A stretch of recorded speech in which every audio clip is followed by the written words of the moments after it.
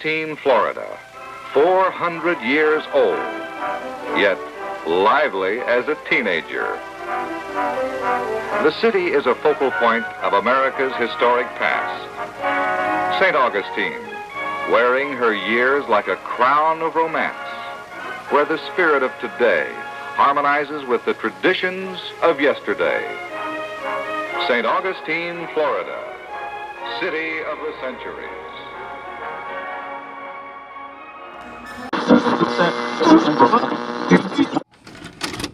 Discrimination. The presentment is based on the false assumption that St. Augustine had genuinely peaceful race relations. June 18th, 1964. James Brock, owner of the Monson Motor Lodge, poured acid onto black people swimming in his motel's pool. Of white individuals who had actually checked into the Monson and invited for the swim-in their, black guests. And when the hotel owner came out and told them to leave, they refused to leave. And after some yelling and that sort of thing, he ended up bringing out acid and pouring it in the pool.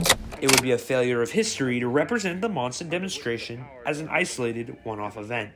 The roots of the movement that lit these flames of racial tension in St. Augustine stem back 10 years before this, with the fight for the integration of schools. The effect of Brown versus the Board of Education, you have to look at it in the context of where it fit in with the civil rights movement.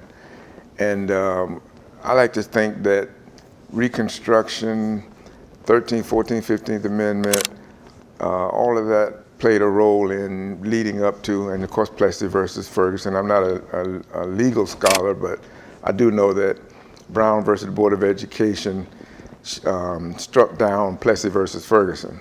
Ever since the Plessy versus Ferguson decision in 1896, Jim Crow had been the law of the land throughout much of the country. And of course, that segregated many aspects of American life, probably most obviously in the schools. So in the course of that process, Brown v. versus the Board of Education was a milestone in the civil rights movement. Using the court's decision to fuel his cause, MLK created his own civil rights group, the Southern Christian Leadership Conference. King and his organization were working towards passing the most comprehensive civil rights legislation America had ever seen, the Civil Rights Act of 1964. Despite their best efforts, the act was stuck in the Senate by a historically long filibuster. Hoping to put pressure on the Senate through the press, Dr. King set his eyes onto one of America's foremost racial battlegrounds, St. Augustine, Florida. Meanwhile, in St. Augustine, a local dentist, Dr. Robert Haling, was on the front lines of the battle for civil rights. Haling's organization of diner sit-ins and other demonstrations deeply upset the St. Augustine KKK chapter. The Klan, in retaliation to Haling's often activism, launched 2 attacks on Haling's life.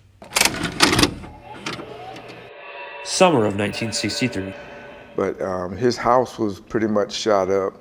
His wife, if she hadn't gone to the bathroom, then she may have gotten shot. His dog was shot, but his house was pretty much shot up by the KKK. Dr. Haling and 3 other individuals was trying to get to observe a Klan rally in St. Augustine, and they ended up getting caught by some of the Klansmen, and they were really going to beat them up, and they wanted to kill them at the time, but there was a guy who was from Daytona, saw what was going on, and called the Highway Patrol, and the Highway Patrol ended up coming in, and before they actually, did any serious harm to him, but they ended up breaking Dr. Haling's hands because they knew he was a dentist, and they thought that if they did that, they would do him real major harm. Haling, concerned for the future of the movement after the attempts on his life, called upon Dr. King to bolster his efforts. Together, they planned to target a symbol of comfort and luxury, the Monson Motor Lodge. There was a policy from the Monson Motor Lodge that if you were a resident and you had a room, you can invite, your guests over to swim in the pool with you. Well, one Jewish guy. He invited 2 or 3 of his black friends to come and swim in the pool. There was media there, and they took pictures and all. That had a big, profound effect upon the legislators up in Washington, D.C., and helped passage of the Civil Rights Act of 1964. It had a really profound effect, I say. And I keep using the word profound because it kind of took things to another level, so to speak. And but it was a national effect. It not only was here in St. Augustine, but it was also around the country and around the world. St. Augustine is a testament to our nation's history. Throughout the years, it has been a bastion of change and progress, most clearly exemplified by its role in the civil rights movement. It is truly a city of the centuries.